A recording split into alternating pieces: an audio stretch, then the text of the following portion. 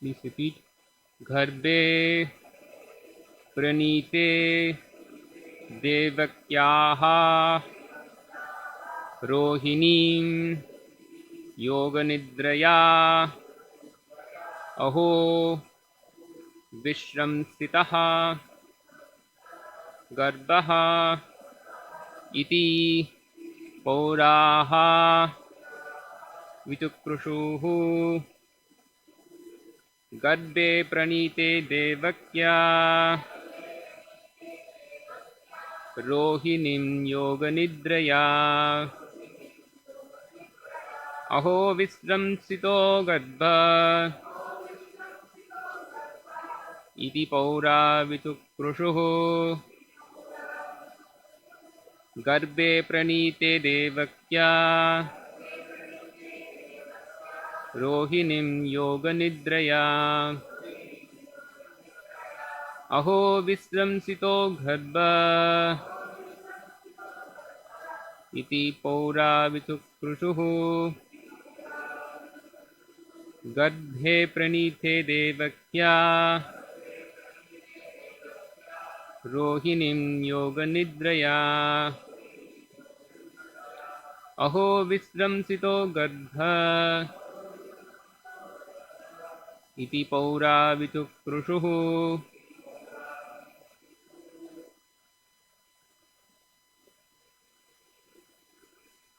Garbhe pranite devakya rohinim yoganidraya aho visramsito garbha iti paura vichukrushuhu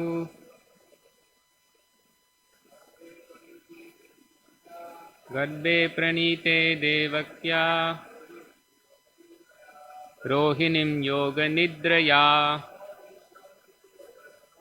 aho visramsito garbha iti paura vichukrushuhu Garbhe pranite devakya rohinim yoganidraya aho visramsito garbha iti paura vichukrushuhu Mataji Garbhe pranite devakya rohinim yoganidraya aho visramsito garbha iti paura vichukrushuhu Garbhe, when the embryo pranite was carried from the womb devakyaha of Devaki rohinim to the womb of Rohini yoganidraya by the spiritual energy called Yogamaya. Aho, alas, Visramsitaha is lost. Garbha, the embryo. Iti, thus, Pauraha, all the inhabitants of the house. Vichukrushuhu, lamented. Translation and purport by His Divine Grace Sri Bhaktivedanta Swami Prabhupada, founder Acharya of the International Society for Krishna Consciousness. Translation. When the child of Devaki was attracted and transferred into the womb of Rohini by Yogamaya, Devaki seemed to have a miscarriage. Thus all the inhabitants of the palace loudly lamented, Alas, Devaki has lost her child. All the inhabitants of the palace includes Kamsa. When everyone lamented, Kamsa joined in compassion, thinking that perhaps because of drugs or some other external means, Devaki had undergone this abortion. The real story of what happened after Yogamaya attracted the child of Devaki into the womb of Rohini in the 7th month of Rohini's pregnancy is described as follows in the Harivamsa. At midnight, while Rohini was deeply sleeping, she experienced, as if in a dream, that she had undergone a miscarriage.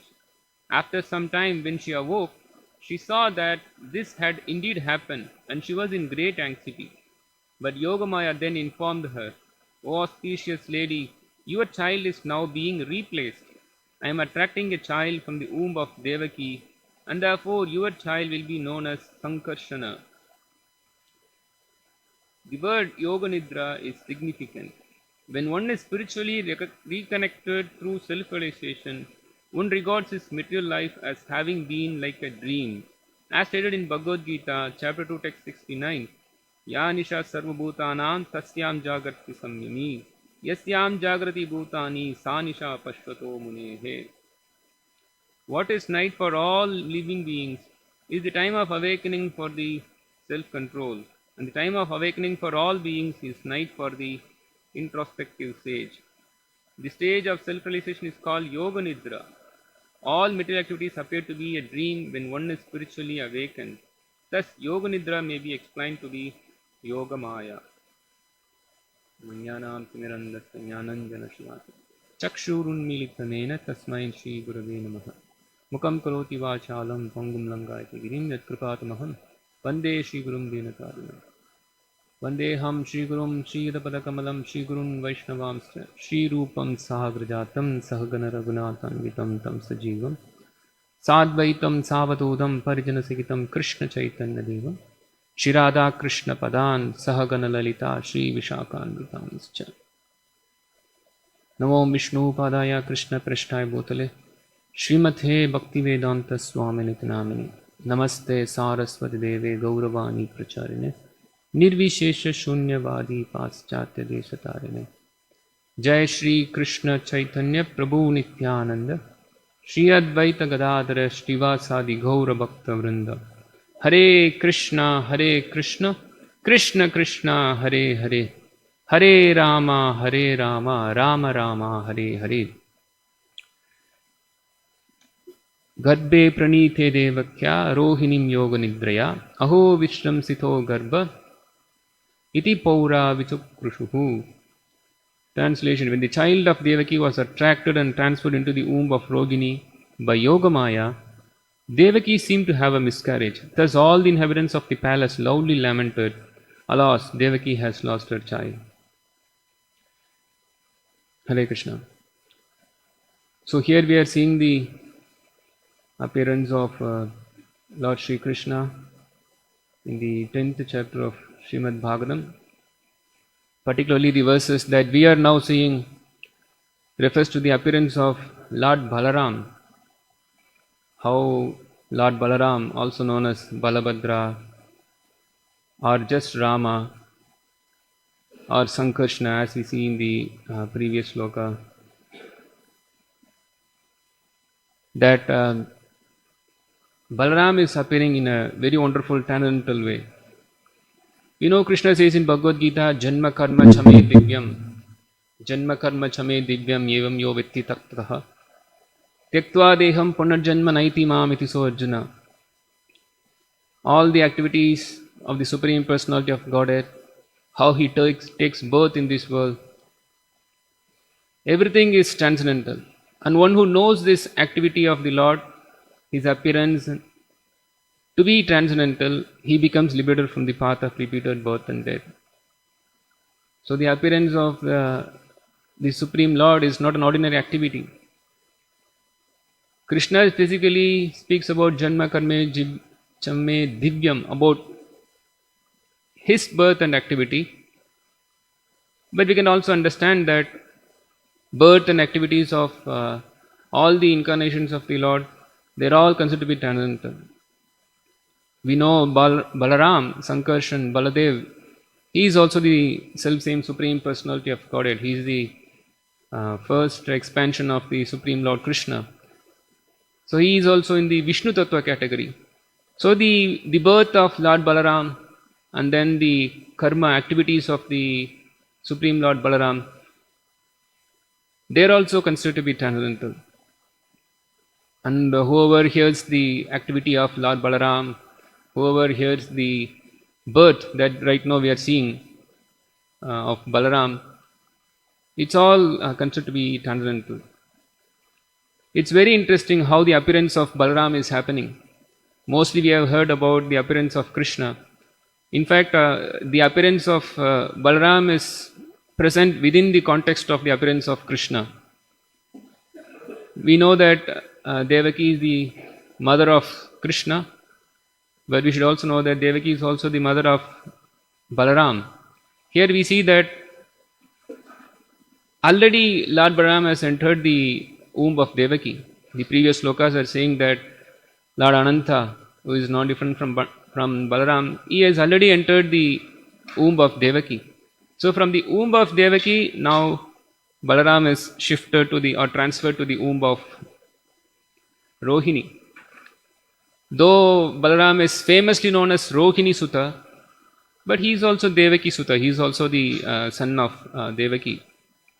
So it's a very wonderful activity how Balaram is transferred from Devaki's womb to Rohini's womb. It's all transcendental. It's very difficult to even understand how these things are happening. Here we are seeing that how Balaram is transferred from one womb to the other womb before he appears ultimately from the womb of Rohini. But he is just transferred from the womb of Devaki to Rohini. We know that Krishna appears from the womb of Devaki by the process of initiation by Devaki by Vasudeva. Vasudeva is thinking about Krishna, and then in this remembrance, Krishna is now appearing in the mind of Vasudeva, and then from the mind of Vasudeva, through the process of initiation, as Srimad Bhagavatam explains, from Vasudeva, Krishna enters the womb of Devaki, then later Krishna appears.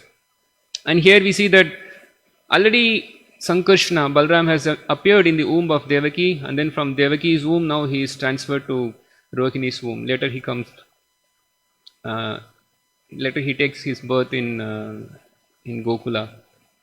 So this is very, very wonderful how Devaki's embryo is transferred from her womb to the womb of Rohini Devi. This is not an ordinary activity. Even according to modern science, this is not an ordinary activity. There is something as per modern science called IVT, in vitro fertilization, something like that. This is the process of artificially keeping the embryo in the mother's womb. There is some special process called IVF, by which process the semen from the father is taken, and then the ovary from the mother is taken. They are collected, they are put artificially in some sort of test tube. In vitro refers to particularly that happens outside the natural environment. Generally, the mother's womb is a very natural environment, but then by this process of in vitro, outside the mother's womb, the joining of the sperm and then the ovary happens, then the embryo is formed, then later through some process, I do not know much of the technical details, through some technical process, this embryo is then injected into the mother's womb. Then gradually the child grows inside the mother's womb. And even scientists, they admit that this is not always a successful process, and there are so many risk factors also. It's not so easy to just keep an embryo inside the mother's womb. It is Krishna's so wonderful arrangement that naturally the embryo develops perfectly in mother's womb. But then to do something artificial by the so-called modern scientists, doctors, we say it's a very difficult process. It's a so risky process, and there is no guarantee that even if the child is born, even if the embryo develops into a child, or even if the child is later born, there is no assurance that this will be a healthy child. There are so many difficulties. So this transferring the embryo from outside environment into the natural environment, mother's womb, is very difficult even for the modern day doctors. Then what to speak of transferring the embryo from one womb to the other womb, which I don't think modern scientists are even aware of or even capable of even doing that. And we do not know what will be the consequences also. But here we see that so wonderfully the womb, the embryo in the womb of Devaki is now shifted to transferred to the womb of Rohini. And it is not some ordinary thing that's happening here. This embryo is not some ordinary embryo. This is Lord Balaram, the Supreme Personality of Godhead, present. So, Yoga Nidra is being requested to do this activity. Yoga Nidra is here the word Yoga Nidra is used, and Srila Prabhupada he translates as Yoga Maya, which is the internal energy of the Lord. It is not some ordinary person doing this job. It is not some ordinary materialistic doctor doing this job. It is some spiritual science done by a spiritual doctor, and also the best of spiritual personalities. We see it's internal energy of the Lord. This is taking care of this particular transfer. This here it is mentioned as Yoga Nidra. This is to be noted because Srila Prabhupada also explains what this Yoga Nidra is all about. Generally, Nidra refers to some sleeping process. So it's a natural tendency to think that what is this Yoga Nidra? It is also refers to some sleeping process. No, but this is a very transcendental process. Because the particular activity, the birth of Balaram that's going to happen here, as I already spoke about, this is a completely transcendental process. Janma karma chame divyam. This is a transcendental process. Any birth happening in this material world, that is not transcendental. Any birth that happens in the material world, in all the different species of life, this is not all considered to be transcendental at all. In fact, all the births that happen in the material world, it's completely a very, very detestful process. How, if you just consider how the different births take place in this material world, we can see that this is something like obnoxious thing that's happening. Someone who is a gynecologist, they know how, they know how the child is delivered from the mother's womb outside to the material world, or when the child comes out of the mother's womb, how the child takes birth, or even the presence of the child, the growth of a child in the mother's womb. This is not considered to be a very pleasing thing, or at least for the child, this is not considered to be a pleasing thing. At first, the child is now present in a very, very dark atmosphere, completely devoid of any light, devoid of any sort of light. What to speak about seeing the sunlight? No light is possible to enter into the womb of the mother. So it's completely a very, very dark situation that the child is taking birth. Not only in a human body, all the 84 lakh species.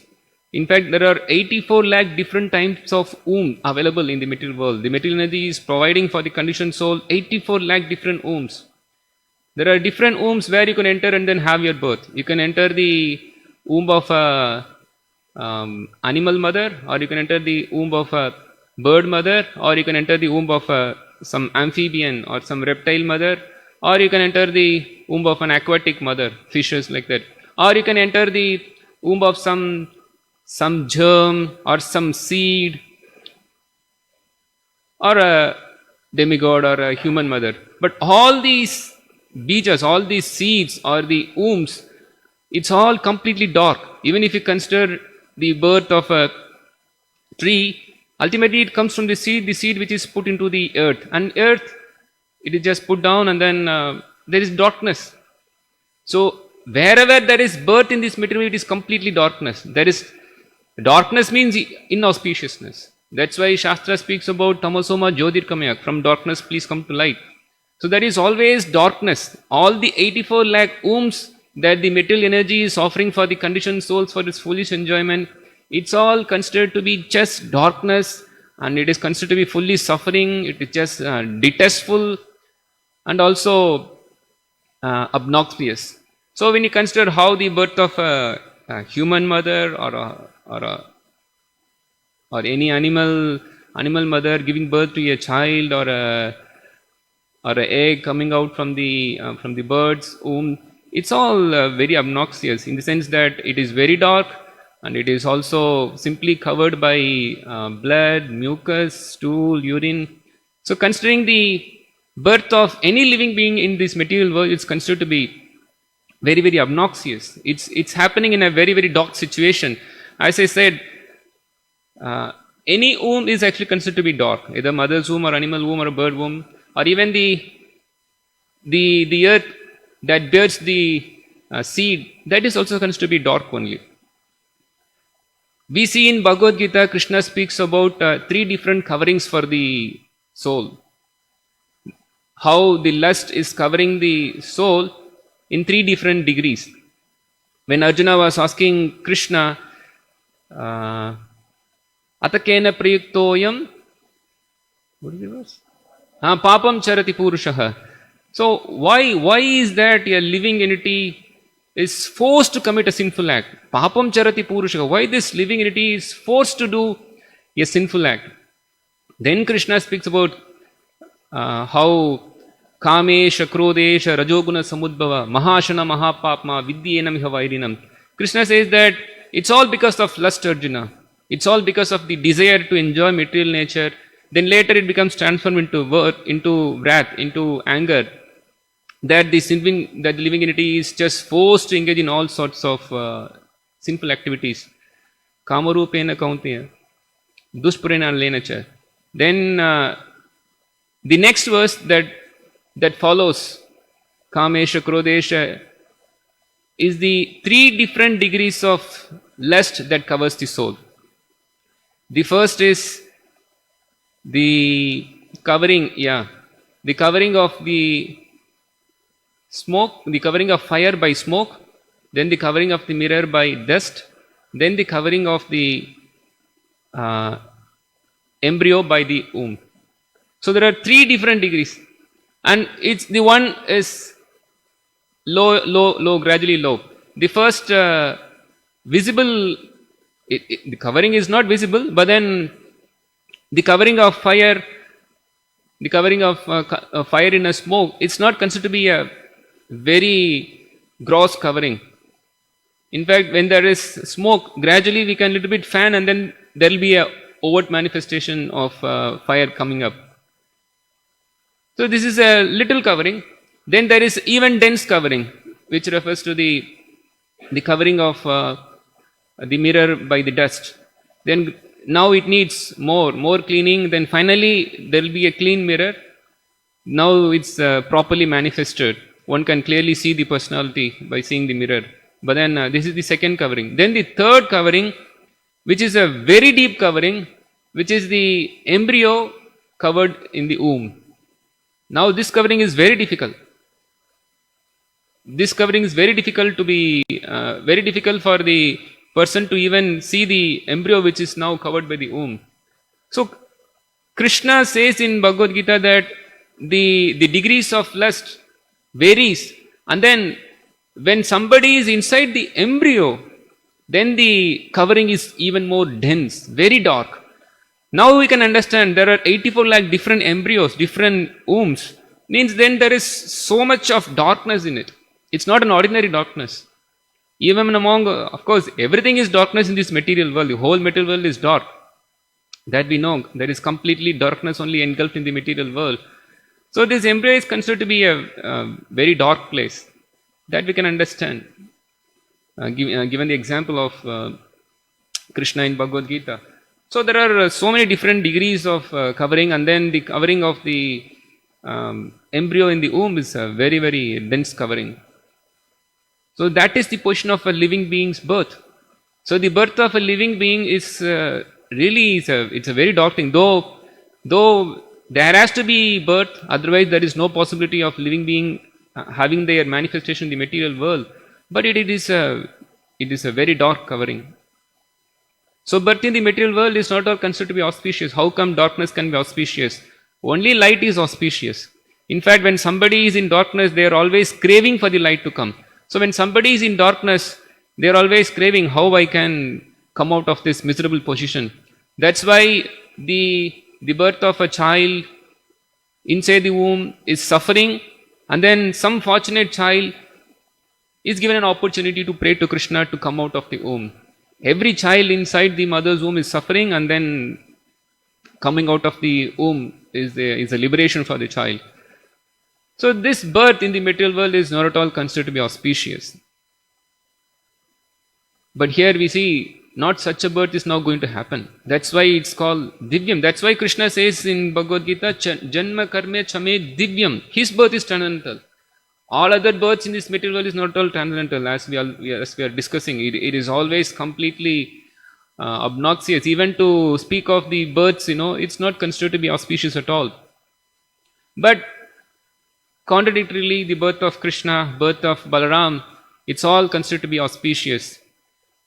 Now, Balaram, he is going to have his manifestation in this material world as the son of Rohini. So, this is a very, very auspicious birth. This is not an ordinary birth. And whoever hears about such activity of Krishna, Balaram, they become liberated. That's why here the word Yoga Nidraya is mentioned. Yoga Nidra refers to the transcendental sleep. It's not an ordinary sleep. Generally, when somebody sleeps, they are in darkness. It's very clear that somebody who is sleeping, he is in darkness. But Yoga Nidra doesn't refer to such darkness of sleep. Because yoga, by the word yoga, this is very clear that yoga means this is a process of wakefulness. There is no sleep in it. Yoga itself is a process of wakefulness. Yoga means connecting ourselves with God, with Krishna. It comes from the Sanskrit word yuj, means to link, to connect. Means when there is some disconnection, say for example the leaves, when it is disconnected from the tree, then it just because of this withering, it will just lose its existence and then it lose its greenery, then it is lost. But then yuj means connecting. But then when the leaf is connected to the tree, then it is very blossoming and it is very green, is very attractive. So yuj is the process of, yoga is the process of connecting or reviving the disconnected position. So yoga by the word itself it's a process of awakening, it's a process of waking up.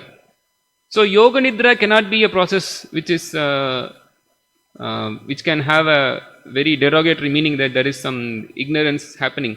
That's why we see that Brahma, in Brahma Samhita, he is glorifying the Yoga Nidra, this sleeping of Mahavishnu. What is the verse? Yak karnanava jale bhajati sma yoga nidra atavalamba ananta jagadandanata. What is this?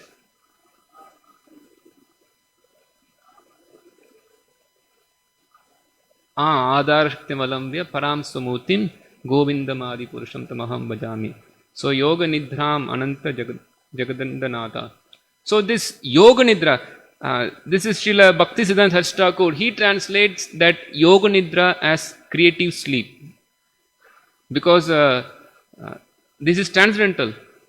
Sleep means it's an activity of suspending all activities.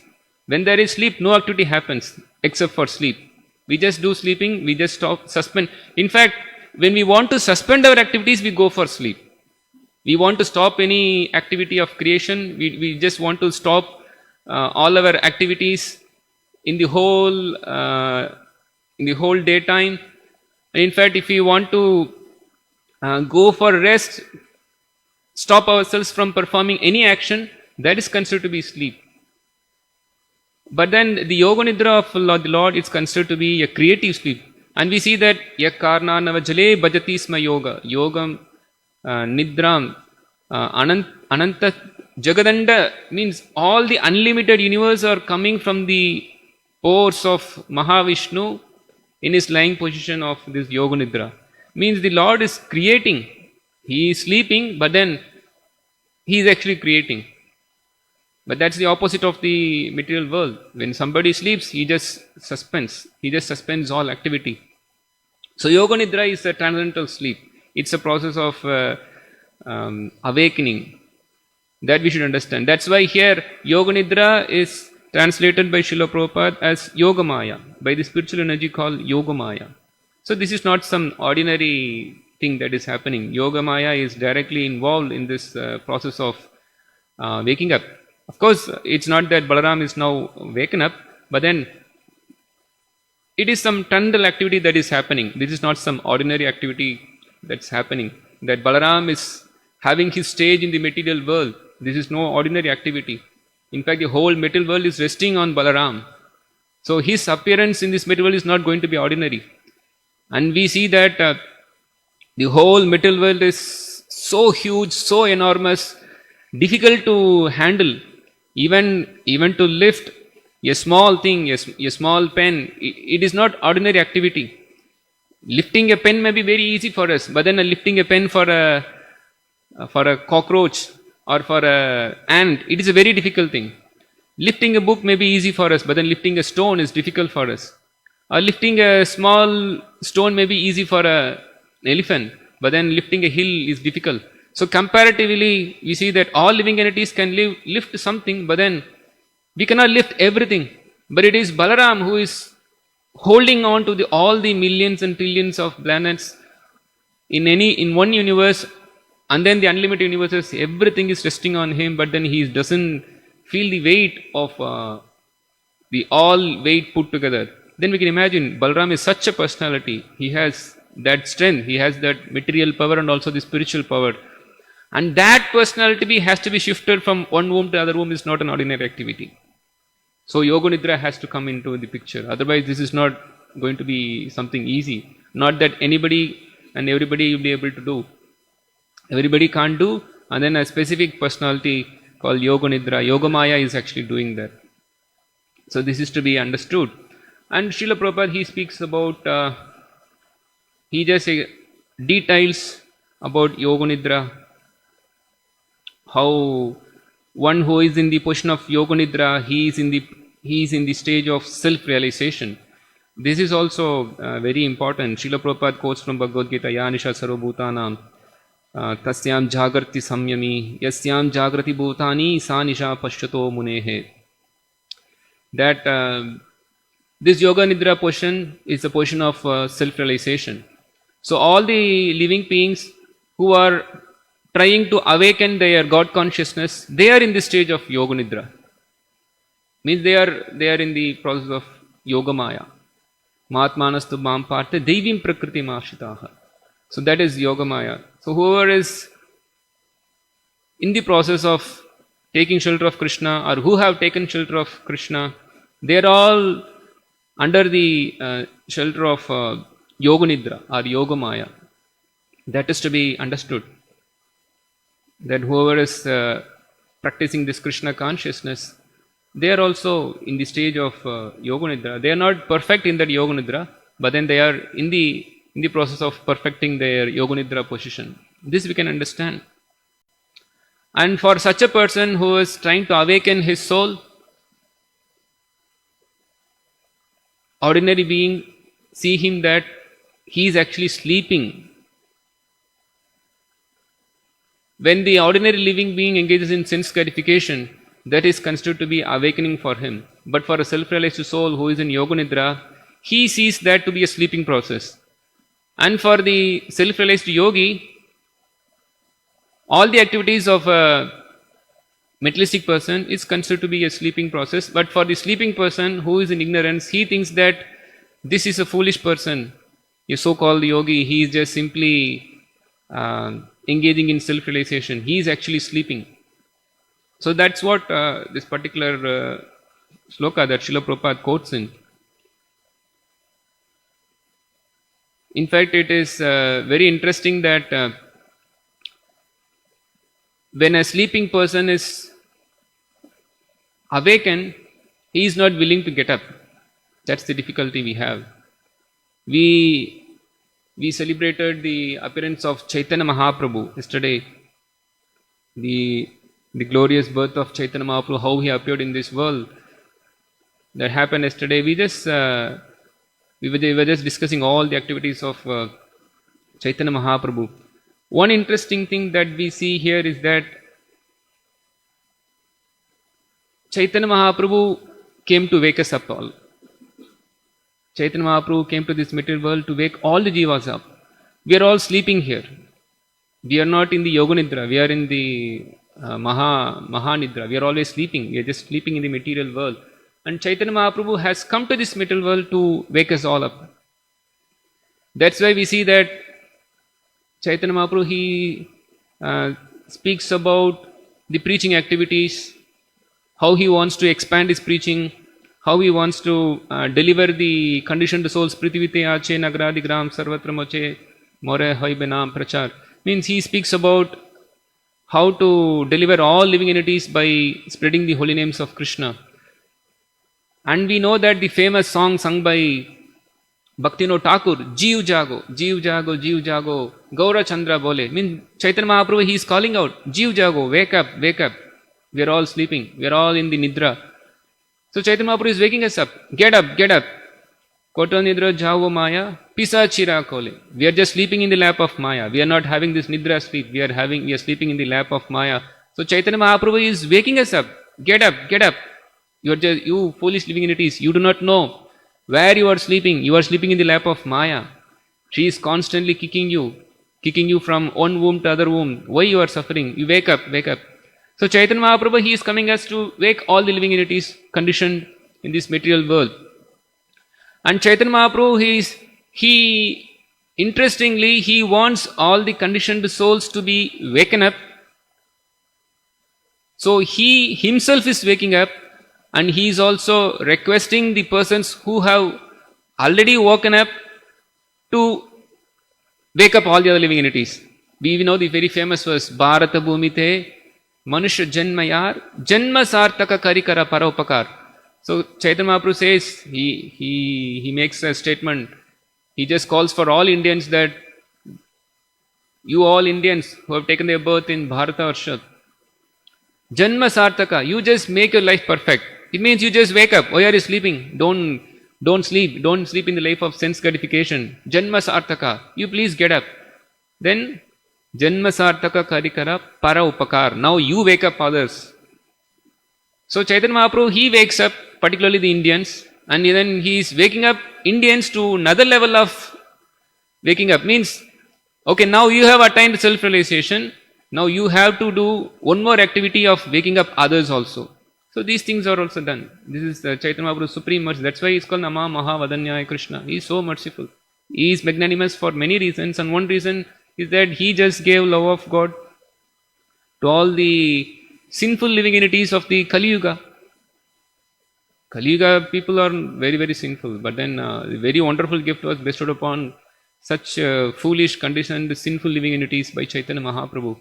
So Chaitanya Mahaprabhu is just waking us up. And then he is requesting the persons who have already woken up to please go and wake up other sleeping living entities. So we have this prime duty as followers of Chaitanya Mahaprabhu, that we have to wake up all the living entities who are all in the state of material nidra. Nobody is in yoga nidra.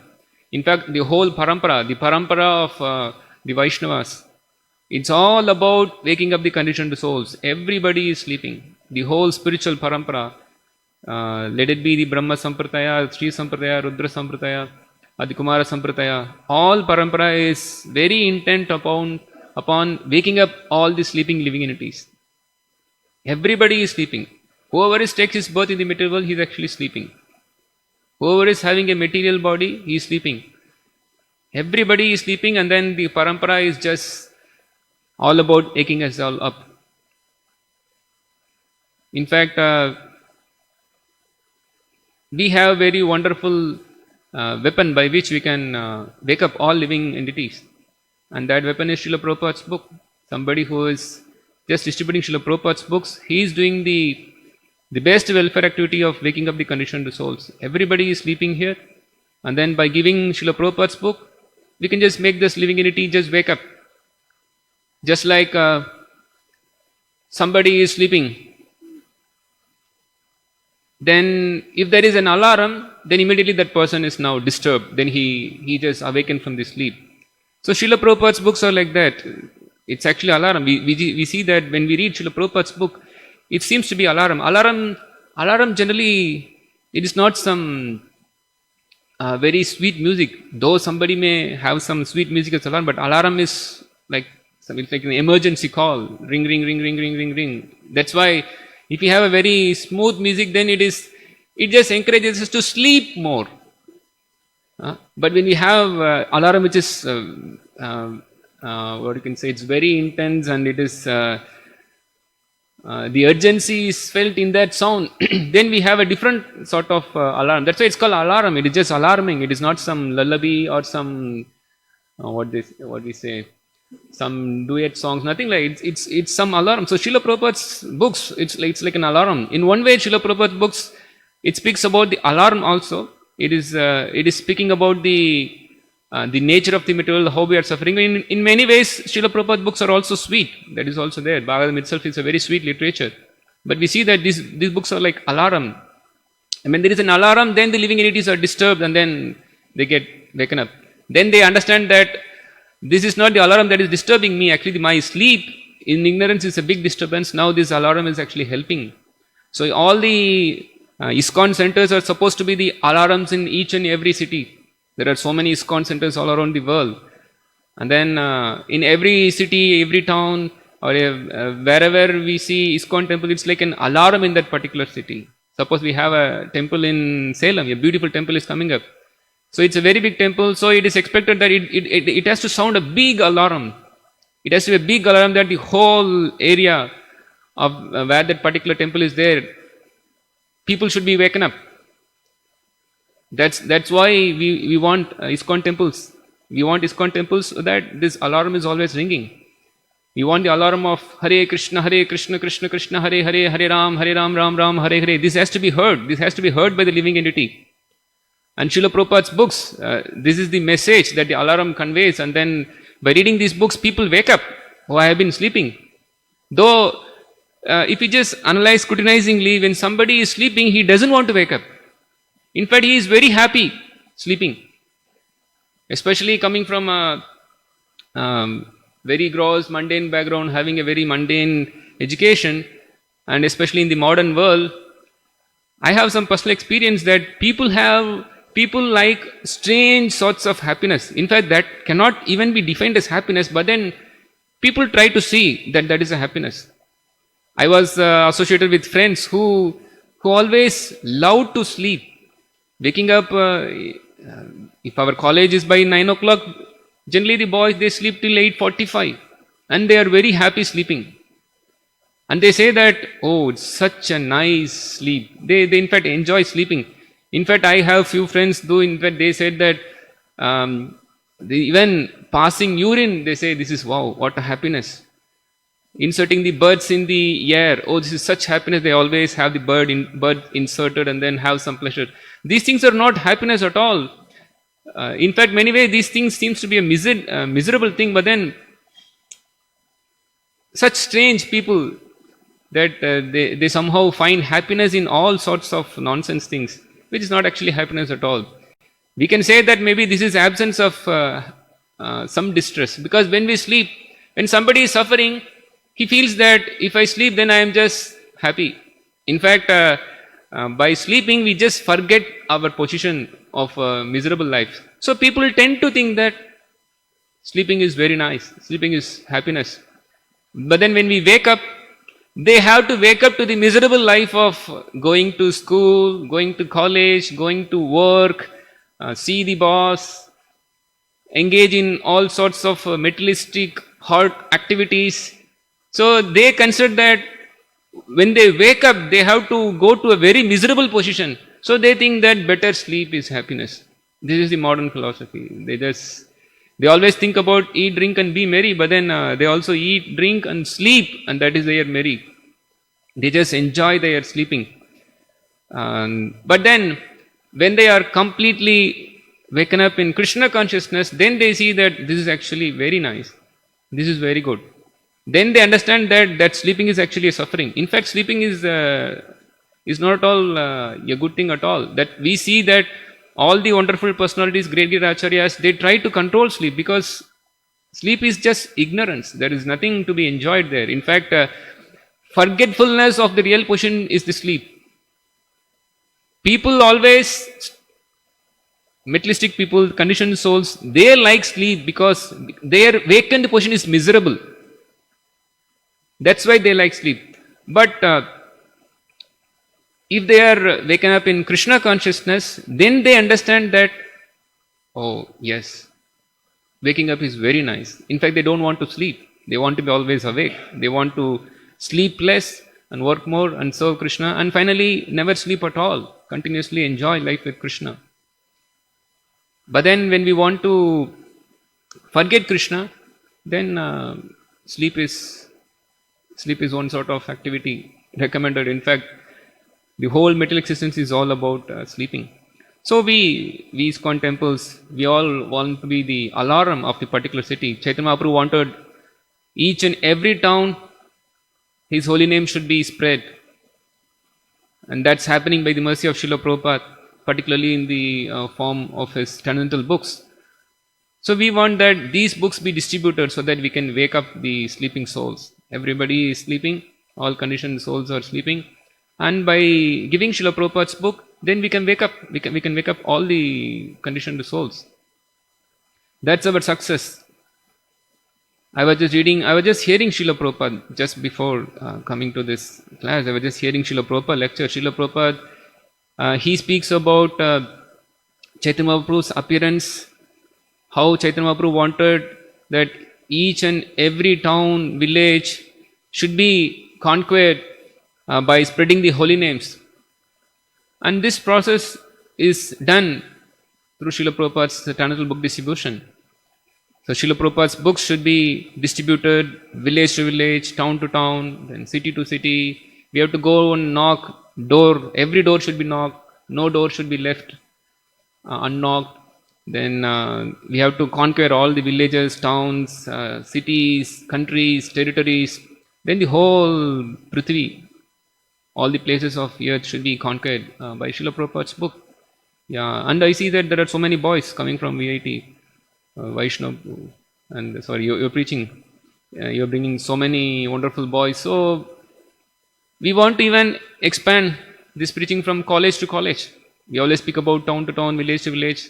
Of course, college to college. We want to conquer all the villages, all the towns, all the colleges also, all the universities, all the schools by this program of book distribution. In fact, I know a very nice boy here in Salem. This boy, he does the activity of giving Srila Prabhupada's books to every boy in this particular college. He has just taken that activity very seriously. He is going and approaching each and every boy of that college and gives a book. And that's not a big deal at all. We don't have to preach much. Boys have so much money in hand now. Giving them a small 25-30 rupees book or even 100 rupee book or even Bhagavad Gita is not a big thing at all. Even buying Bhagavatam for the college boys is not a big thing at all. They have so much money. Making them buy a small book is not difficult. So if we have one wonderful boy, then somehow we can enter the whole college and then distribute Prabhupada's books to each and every boy. So that's a very nice activity. And we can see how Srila Prabhupada's books are waking us all up. We were all awakened by Srila Prabhupada's book. And similarly, we'll be able to awaken others by Srila Prabhupada's books. So that's a very wonderful activity, that waking all the conditioned souls by Srila Prabhupada's book. Whole parampara will be happy, Srila Prabhupada will be happy, Guru Maharaj will be happy. And all the living entities who are awakened will be happy. In fact, we know that people like to sleep. But then when they are really awakened, and then when they have that, there is a very positive activity to be done, then they are very happy that they are woken up. Especially, I remember when I was in a school or college, never liked to get up early in the morning. But then we'll be very happy when that day is a Sunday and then we have to wake up early and then go and then play. So when there is a positive activity of some happiness, then we are very happy to wake up. So similarly, Krishna consciousness is the real pleasing activity. So when the conditioned soul is awakened to this Krishna consciousness, then they are not sorry that they are awakened. In fact, they are very happy that we have awakened. So we should awake. We should awake all the conditioned souls who are sleeping by giving Srila Prabhupada's books. Hare Krishna. I just stop here. Any questions, comments? Yes.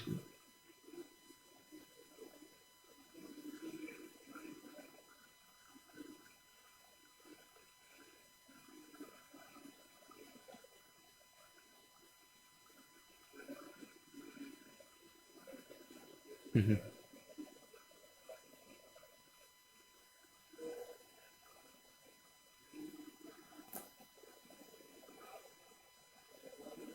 They contribute generally.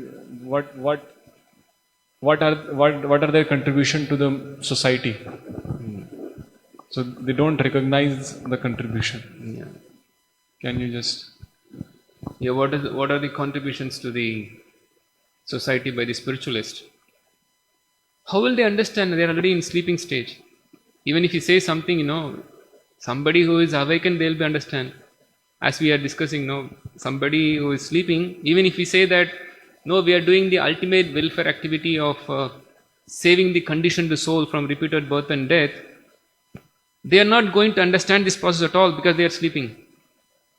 They see that this is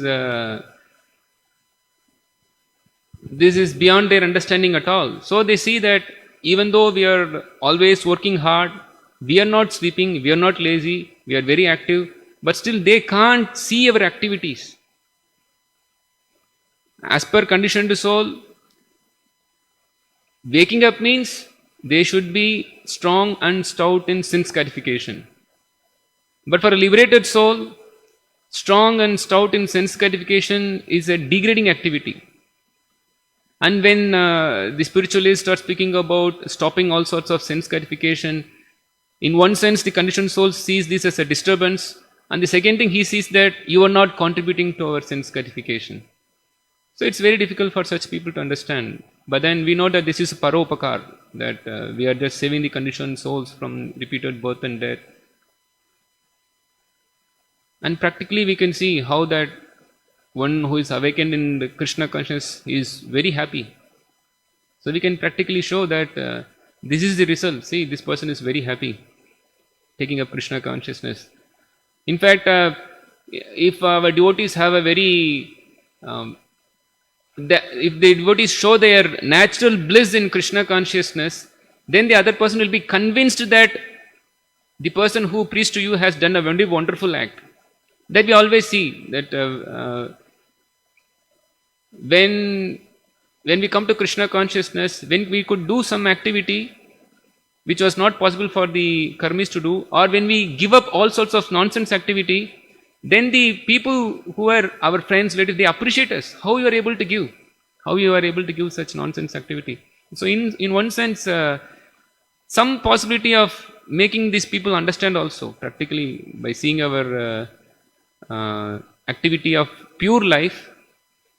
That in one sense we can see how we are living a very pure life, giving up meat eating, intoxication, gambling, that we are able to show them that we are also engaging in a good activity. Okay. Hare Krishna. I think Chidapur wants to stop. Yeah. Hare Krishna.